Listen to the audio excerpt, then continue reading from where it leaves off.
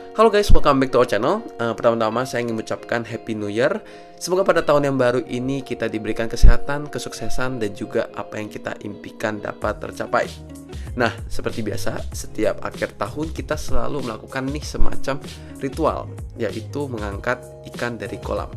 Tujuannya apa sih? Tujuannya adalah kita mau melihat perkembangan progres dari ikan kita, sekaligus juga melihat kondisi kesehatan dari koi-koi kesayangan di kolam kita. Thankfully, koi-koi di dalam kolam pada sehat-sehat semua, dan juga kita melihat ada beberapa perubahan-perubahan yang terjadi. Nah, apakah perubahan itu positif atau justru sebaliknya? Well, daripada kalian pada penasaran, langsung aja kita check it out.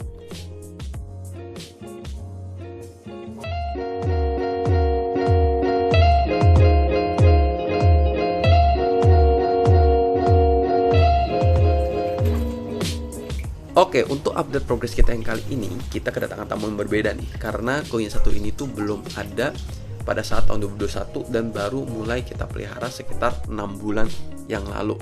Makanya buat teman-teman yang mungkin belum nonton video-video terakhir kita, probably agak kurang familiar dengan koi yang satu ini. So, ya kalau teman-teman penasaran dengan kondisi ikan ini sebelum update progres ini, bisa cek video di kanan atas.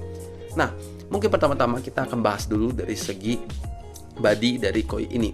Untuk body shape dari koi ini sendiri sebenarnya kurang lebih sama dari terakhir kali kita update, karena koinya sendiri emang badannya cukup mengisi.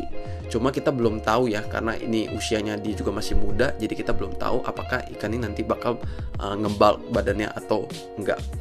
Lalu untuk progres yang positif dari koi ini sendiri ada pada bagian warna, dimana untuk beni atau warna merah dari koi ini tuh semakin strong. Jadi kalau teman-teman lihat makin padat warnanya dan juga makin rapet. Sedangkan untuk shirojinya juga semakin mengkilap, karena terakhir kali kita update ikan ini itu banyak makan pakan grow yang mana membuat warnanya itu agak kuning, dan sekarang itu warnanya semakin shine karena kita menambah komposisi pakan wheatgerm sampai sekitar 40-50% dari total pakan kita. Terus untuk sumi atau warna hitamnya gimana? Well, sebenarnya gak gitu banyak perubahan sih ya dari sebelumnya, tapi bisa ternotis ada warna-warna hitamnya juga semakin pekat, dan juga di bagian samping ikannya mulai muncul dot-dot hitam. Jadi hopefully di update progress selanjutnya warna hitamnya akan semakin naik. Tapi ini yang juga menjadi masalah dari kolam kita, yaitu adalah warna sumi itu gak gitu develop di sini. Jadi kalau teman-teman mungkin ada saran apa yang bisa kita lakukan, boleh share di kolom komentar di bawah. Kemudian untuk panjangnya gimana? Kalau untuk panjang dari ikan ini sendiri sih udah mencapai 40 cm atau bertambah 8 cm dari 3 bulan lalu. Gak gitu spektakuler banget, tapi mengingat ikan ini ternyata setelah kita cek adalah ikan jantan atau male, untuk ukuran tosai menuju ke nisai sekitar 1,5 tahun, ini ikannya udah bagus banget lah pertumbuhannya. Dan saya decide untuk nge-keep ikan ini lagi karena menurut saya ikan ini potensial banget, dan saya penasaran gimana perkembangan ke depannya.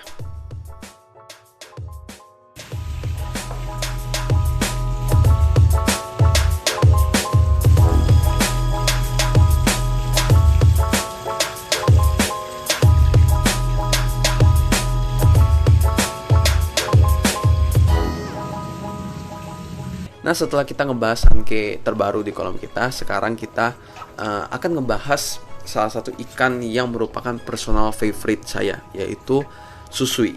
Nah, sebelum saya ngebahas tentang ikan ini, sebetulnya saya udah seneng banget, karena mulai dari saya ngangkat ikan ini, itu udah tahu ini ikan perkembangannya berasa. Karena pada saat diangkat itu udah berat banget.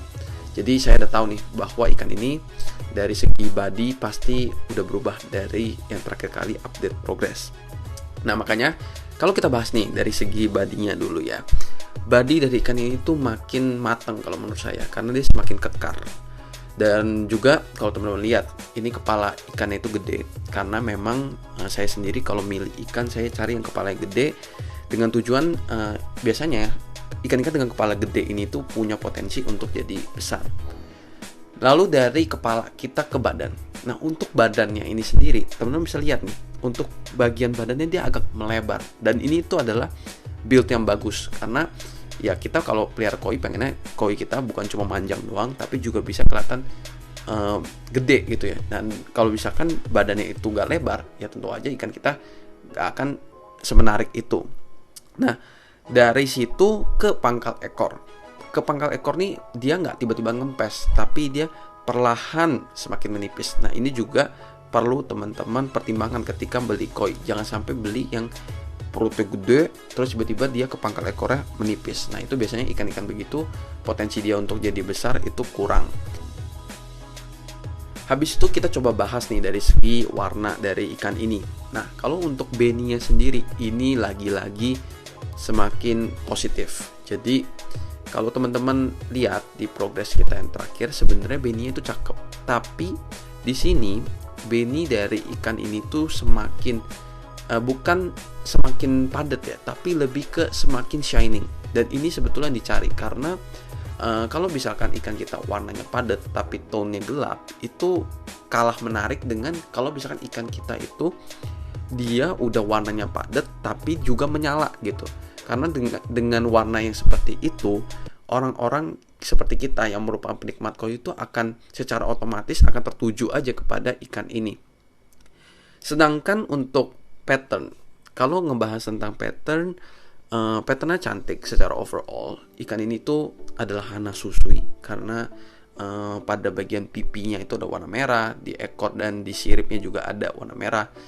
Tapi emang agak overdosis merahnya di bagian belakang dari ikan ini karena sampai naik ke atas. Nah, ini mungkin yang sisi minusnya tuh di bagian situ. Tapi secara overall look, sekali lagi saya mau bilang bahwa ini masih enak banget untuk dilihat gitu. Dan terakhir mungkin dari segi panjangnya ya. Kalau untuk segi panjangnya dia naik 8 cm, sama kayak Sankey yang tadi. Bedanya kalau Sankey tadi naik 8 cm itu dalam waktu 3 bulan. Kalau ini naik 8 cm dalam waktu 8 bulan. Nah, kalau kita bicara tentang perkembangan susu ini pada saat update yang sebelumnya, itu juga sama. Dalam waktu 3 bulan dia naik 8 cm. Tapi kenapa yang kali ini dalam waktu 8 bulan juga naiknya 8 cm doang gitu ya? Kenapa gak lebih? Karena alasannya satu, dalam periode waktu 8 bulan ini sempat 2-3 kali momen ketika koi kita terserang penyakit yang memaksa saya harus melakukan treatment ke satu kolam. Jadinya pada saat periode tersebut ikan harus puasa dan otomatis akan menghambat pertumbuhan dari koi.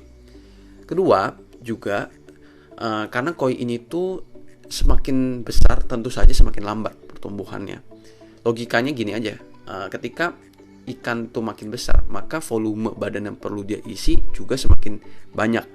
Makanya koi-koi besar walaupun dia tumbuhnya itu dari segi sentimeter mungkin di bawah 10 cm, tapi perubahannya akan tetap berasa karena tentu saja volume badannya itu akan semakin besar. Nah, itu dia 2 ikan yang kita angkat pada video update progress kita kali ini. Saya rasa dari 2 ikan tersebut bisa merepresentasikan perkembangan dari koi-koi yang ada di kolam saya. Secara overall, saya puas dengan progres ikan-ikan saya. Namun, jika perlu dibandingkan dengan yang tahun sebelumnya, yaitu pada tahun 2021, maka saya rasa yang tahun sebelumnya lebih unggul.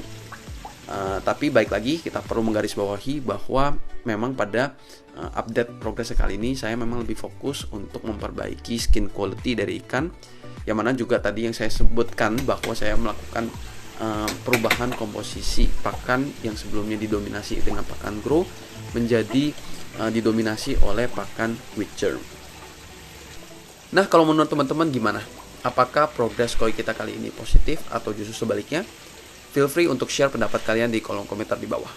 As always, thank you buat semua yang udah nonton sampai akhir video ini. Buat teman-teman yang belum follow kita di Instagram, bisa cek Instagram kita @nikopeto. Itu aja. Thank you. Kita ketemu lagi di video selanjutnya.